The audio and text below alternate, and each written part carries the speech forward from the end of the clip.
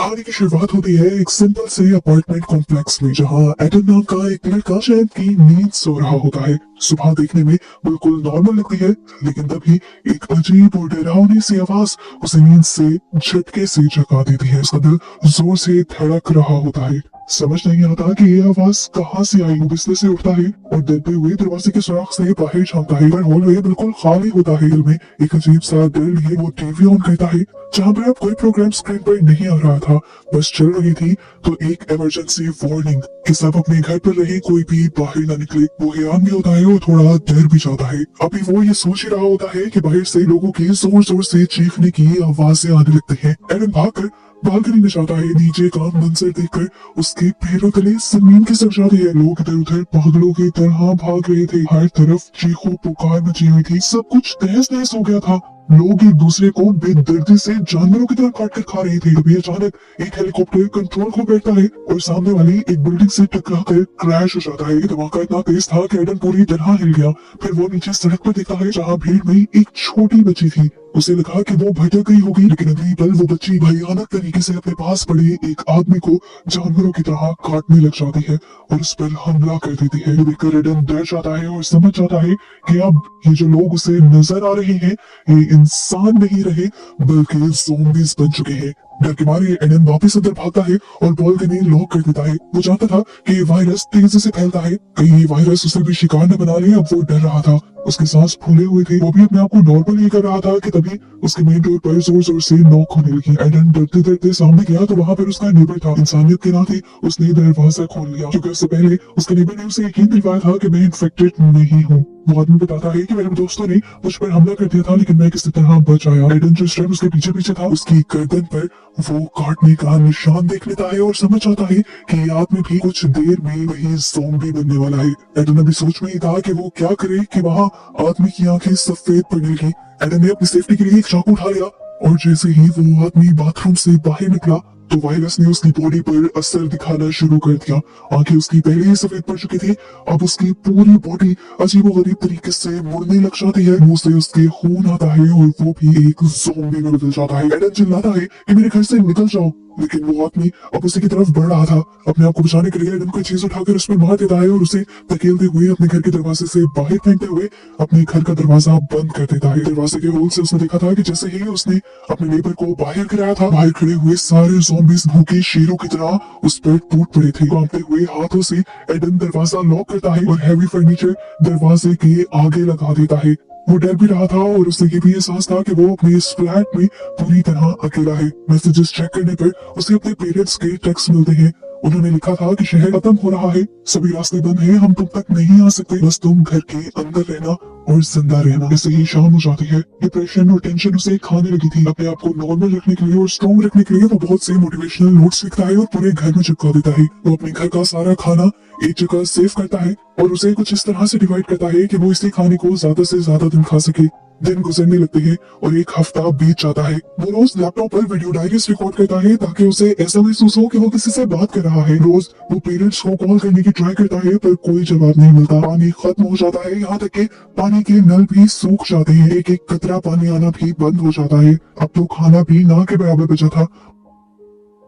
उसे लगता है कि वो इस शहर का आखिरी इंसान है। एक दिन जब वो कंप्यूटर यूज कर रहा होता है, तभी उसे छत से कोई आवाज आती है। वो अपने आप को तैयार कर रहा था किसी भी खतरे के लिए। एकदम से ऊपर से वेंटिलेशन टूटती है और वेंटिलेशन डक्ट के अंदर से एक ज़ॉम्बी बनी औरत अचानक से एडम के ऊपर हमला कर देती है। वो घबराकर पीछे हटता है और ज़ॉम्बी फिर भी उसके ऊपर हमला करने के लिए आती है। एडम उसके आगे से निकलकर पीछे होकर उसे जख्म देते हुए उसके सर पर कोई चीज मारकर आखिर उसे मार देता है और इस मर्तबा भी बच जाता है। उसने पहली मर्तबा किसी इंसान को मारा था और वो बहुत ही ज्यादा पैनिक कर गया था। वो उस लाश को साइड पे करता है और दोबारा वेंट के सर्फ बोर्ड को ब्लॉक कर देता है और उसके ऊपर टेप शेप भी लगा देता है कि अब के बाद कोई यहाँ पर ना आए। मुश्किलें दिन ब दिन बढ़ती जा रही थी और वो और भी ज्यादा डिप्रेस होता जा रहा था। एक दिन अचानक उसका फोन बजता है और इस टाइम उसकी मॉम का एक वॉइस मेल आया था। उसके दिल में भी एक उम्मीद झांकी। फाइनली उसकी मॉम ने उसे मैसेज कर दिया था। वो मैसेज सुनता है। उसकी मॉम उसे बताती है कि ये ज़ॉम्बी बने लोग उनके शहर के पास आ गए हैं। और अब पता नहीं वो कभी जिंदगी में मिल भी पाएंगे या नहीं। उनकी ये बातें सुनकर वो उदास ही हो रहा था कि अगले पल मैसेज में अजीब सा शोर सुनाई दिया। ये शोर ऐसा था कि इंसानों का नहीं लग रहा था, साफ जाहिर था कि ज़ॉम्बीज़ उसके मॉम डैड पर हमला कर चुके हैं। इसके बाद आखिर में वो अपने मॉम डैड की मरती हुई चीखें सुन पाता है और ऐसे लाइन कट हो जाती है। एडन के लिए इस पूरे पीरियड का ये सबसे मुश्किल लम्हा था। इतने दिन उसने अपने मॉम डैड की कॉल का इंतजार किया और जब कॉल या मैसेज आया अभी तो उनके मरने का। एडन वहीं जमीन पर गिर गया। अब तो उसकी जीने की उम्मीद भी टूट गई थी, उसकी फैमिली भी नहीं रही थी, इसीलिए उसने भी सुसाइड करने का फैसला किया। उसने कैमरा ऑन किया और उसने अपनी शक्ल देखी जो बिल्कुल सूख चुकी थी। उसने अब वीडियो रिकॉर्ड करना शुरू की और कहा, मैंने बहुत कोशिश की लेकिन अब मेरे अंदर हिम्मत नहीं बची।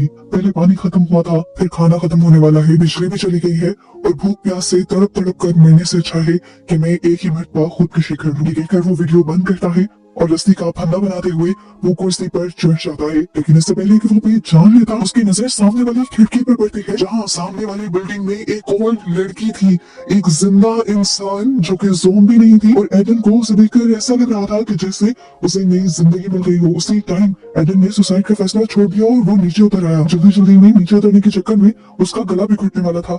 खांसते हुए वो खिड़की पर भागता है। वो लड़की भी उसे देख लेती है। पहले तो उस लड़की को लगा कि शायद एडन भी एक ज़ॉम्बी है, इसलिए उसने अपनी खिड़की का पर्दा गिरा लिया। लेकिन एडन को तो यही उम्मीद नजर आ रही थी। एडन ने भी अगले दिन तक खिड़की के सामने बैठ के उस लड़की के खिड़की के पास आने का इंतजार किया और जैसे ही वो लड़की खिड़की के पास आई तो एडन ने पेपर पर हाई लिख कर दिखाया। उस लड़की को भी समझ आ गई कि एडन ज़ॉम्बी नहीं है। उस लड़की की भी अब वही फीलिंग थी जो एडन की थी। वो लड़की भी पूरी एक्साइटमेंट से हाई करती है और यहाँ ये दोनों ही 42 दिनों के बाद एक दूसरे को देखकर मुस्कुराते हैं। एक दो दिन तो ये पेपर पर लिख लिख कर बातें करते हैं। लड़की का नाम ईवा पता चलता है। ईवा एडन से पूछती है कि क्या तुम्हारे पास कुछ खाना है।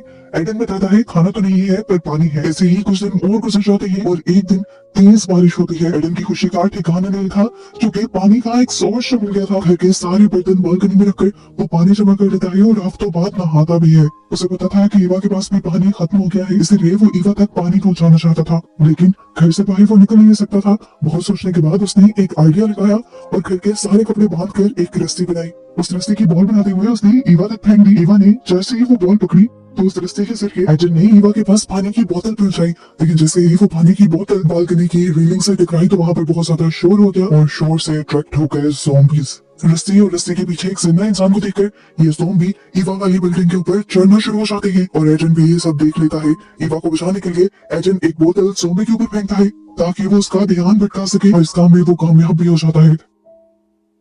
ज़ॉम्बी का ध्यान अब एडन की तरफ आ गया था और वो अब एडन वाली बिल्डिंग के ऊपर चढ़ने लगा। एडन भी ऊपर से बेसबॉल लेकर तैयार हो गया और जैसे ही वो ज़ॉम्बी उसके करीब आने वाला था एडन ने जोर से वो बेसबॉल उसके सर पे दे मारी और ज़ॉम्बी इस तरह नीचे गिरकर मारा गया।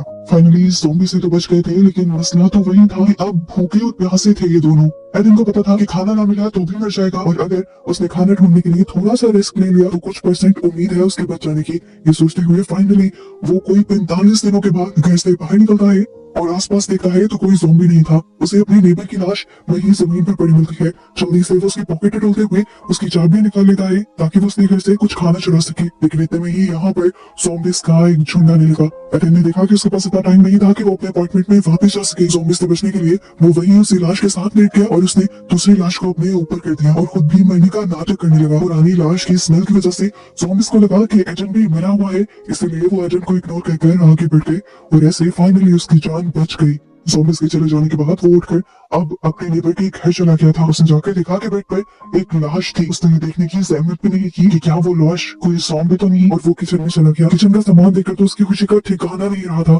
उसके लिए तो वहाँ पर खजाना था, बहुत सारा कैन फूड, पानी और सब कुछ। जल्दी जल्दी बैग्स भरने लगता है और अचानक से अंधेरे में से कोई उसके ऊपर हमला कर देता है। जिसे वो एक लाश समझ रहा था वो असल में एक ज़ॉम्बी ही था। अपने आप को बचाने के लिए एडन पास पड़ा एक लैंप उठाता है और उसके सर पर दे मारता है, पर ये ज़ॉम्बी इस तरह तो मरने वाला नहीं था। वो दोबारा एडन पर हमला करता है और एडन नीचे होकर अपने आप को बचा लेता है और इस मर्तबा उसे आखिरी हमले में हर हाल में ज़ॉम्बी को मारना था, नहीं तो खुद भी इन्फेक्टेड होने के उसके चांसेस बढ़ जाते। इसने ही से एक आइस तोड़ने वाली एक्स उठाई और जोर से ज़ॉम्बी को मारी। जिसकी वजह से फाइनली ये ज़ॉम्बी मर गया और आखिरकार एडन सारी चीजें लेकर फाइनली अपने घर लौट आया। घर आने के बाद उसे एहसास हुआ कि ज़ॉम्बी ने 2 से 3 मरतबा उस पर हमला किया था। क्या उसके जिस्म पर कोई चोट का या काटने का निशान तो नहीं था? अच्छी तरह अपने आप को चेक करने के बाद वो अपने आप को साफ करता है। उसे खाने के साथ साथ वहाँ पर 2 वॉकी टॉकीज भी मिले थे और इन वॉकी टॉकीज की उसे खाने से ज्यादा खुशी थी क्योंकि वो बहुत ही अकेला फील कर रहा था और उसे किसी से बात करनी थी। उसने सारे काम छोड़कर सबसे पहले बहुत सारे कपड़ों से एक जिप लाइन बनाई और वो वॉकी टॉकी सामने इवा की बालकनी तक पहुंचाई। उस रात पहली मर्तबा इन दोनों ने एक दूसरे से बात की और दोनों ने ही इतने दिनों बाद किसी इंसान की आवाज सुनी थी। ये दोनों बहुत ही ज्यादा खुश थे। अब एडम के ऊपर एक जिम्मेदारी आ गई थी। उसने फैसला किया था कि वो अपने साथ साथ एवा के लिए भी खाना जमा करेगा जिन्हें वो जिप लाइन के जरिए एवा तक पहुंचा दिया करता था। उसे आज एक नया रास्ता मिला था। उसके जहन में आया था कि क्यों ना वो अपने बाथरूम की वेंटिलेशन डक्ट के जरिए एक दूसरे अपार्टमेंट में चला जाए। ये सोचते हुए वो दूसरे अपार्टमेंट में जाता है और ये देखकर उसे बहुत ज्यादा खुशी होती है कि यहाँ पर भी बहुत सारा खाना था। वो वॉकी टॉकी से एवा को ये बात बताता है तो एवा भी खुश हो जाती है, लेकिन उसे कहती है कि तुम्हें यहाँ नहीं आना चाहिए था। अगर यहाँ कोई ज़ॉम्बी होता तो लोग अभी बात ही कर रहे थे कि एकदम से एडन के पीछे कोई आकर खड़ा हो गया। ये एक ओल्ड मैन था। उस ओल्ड मैन को देखकर एडन के होश उड़ गए, लेकिन एडन समझ गया कि ये ओल्ड मैन ज़ॉम्बी नहीं है। ओल्ड मैन उससे पूछता है तुम यहाँ पर क्या कर रहे हो और कहाँ से आए हो? एडन बता देता है कि मैं वेंटिलेशन डक्ट के जरिए आया हूँ और मुझे सिर्फ खाना चाहिए। वो ओल्ड मैन अच्छा था। उसने एडन को बिठा कर अच्छा खाना खिलाया और पानी भी दिया और साथ घर ले जाने के लिए सामान भी दिया। और एडन जैसे ही वो सारा सामान लेकर अब घर की तरफ जाने वाला था तो एकदम से उस बूढ़े आदमी ने पीछे से एडन के ऊपर हमला कर दिया। उसे जब होश आया तो वो एक कमरे में था बेड के सामने और उसके सामने एक खूनखार ज़ॉम्बी बनी औरत थी जो उस पर हमला करके उसे खाना चाह रही थी और ओल्ड मैन सामने बैठकर ये सारा तमाशा देख रहा था। एडन उससे पूछता है आखिर क्यों किया आपने ये? ओल्ड मैन बताता है कि मेरी वाइफ है, मैं बहुत प्यार करता हूँ इससे, इसे मार नहीं सकता। क्या करूँ अगर ये ज़ॉम्बी बन गई है? छोड़ तो नहीं सकता ना, इसीलिए मैं इंसानों को ला लाकर इसे देता हूँ ताकि ये खा ले। ये सुनकर एडन गुस्से से पागल हो जाता है, अपने आप को बचाने के लिए अपनी रस्सी तोड़ता है और यहाँ ओल्ड मैन उसे रोकने की कोशिश में लग जाता है। एडन अपने आप को बचाने के लिए ओल्ड मैन को ही उठाकर बेड पे पटक देता है और उसकी वाइफ उसी को खा जाती है और फाइनली एडन बच जाता है। इससे पहले कि वो अपने अपार्टमेंट की तरफ निकलता सामने से इवा की उसे कॉल आती है और इवा से बताती है कि उसके अपार्टमेंट में ज़ॉम्बीज़ घुस आए हैं। उसने किसी भी हाल में अब इवा को बचाना था, इसलिए वो इस ओल्ड मैन की बालकनी से इवा की बालकनी के ऊपर जंप करता है और खराब किस्मत के पाँव के बैलेंस खराब होने की वजह से वो नीचे गिर जाता है। एवा इस टाइम फौरन से वही कपड़ा एडन की तरफ फेंकती है जिससे ये लोग चीजें एक्सचेंज किया करते थे। उसी कपड़े पर लटकते हुए बिना टाइम वेस्ट किए एडन अब उसकी तरफ आ ही रहा था कि उसके पीछे एक ज़ॉम्बी पड़ गया। ज़ॉम्बी उसके पाँव पर लटका हुआ था। इस रस्सी के जरिए वो भी ऊपर आ सकता था, इसलिए एडन इवा के अपार्टमेंट में जाने के बजाय उससे नीचे वाले ही अपार्टमेंट में उतर गया और उसने उस रस्सी को भी खोल दिया ताकि ज़ॉम्बी ऊपर ना आ सके। और अब उसने इवा से कहा कि तुम्हें ही नीचे आना होगा। इवा को डर भी लगा, लेकिन एडन के हौसला देने की वजह से उसने नीचे वाले अपार्टमेंट में एडन के ऊपर जंप कर दी। फाइनली इतने टाइम बाद ये दोनों मिल रहे थे। ये दोनों बहुत ज्यादा खुश थे। एडन इवा से कहता है कि यहाँ पर बहुत शोर हो चुका है, जल्द ही ज़ॉम्बीज़ आ जाएंगे और हमें बचने के लिए फौरन यहाँ से निकलना होगा। ये लोग बाहर बालकनी में भागते हैं तो इनका सामना बहुत सारे ज़ॉम्बीज़ से हो जाता है। अपने आप को बचाते हुए भाग भाग कर ये लोग एडन की बिल्डिंग में एडन के अपार्टमेंट तक पहुंचने में कामयाब तो हो जाते हैं, लेकिन एक बहुत बड़ी मुसीबत आ जाती है। इवा तो एडन के घर के अंदर चली जाती है, लेकिन एडन पर बहुत सारे ज़ॉम्बीज़ हमला कर देते हैं। एडन के पास इस टाइम एक बेसबॉल बैट था जिससे उसने इन सारे ज़ॉम्बीज़ से मुकाबला किया, उन्हें मारा और फिर जैसे ही अपार्टमेंट के अंदर आया तो फूट फूट कर रोने लगा। इस टाइम वो खून से लथपथ था। उसने इवा से कहा मुझे मार दो, मैं अब जल्दी ज़ॉम्बी बन जाऊंगा, मुझे मार दो। वो बालकनी में आया और उसने अपनी शर्ट उतार दी। वो अपने आप को खत्म नहीं करने वाला था, बालकनी से जंप ही करने वाला था कि तभी इवा ने उसे रोक दिया और कहा एडन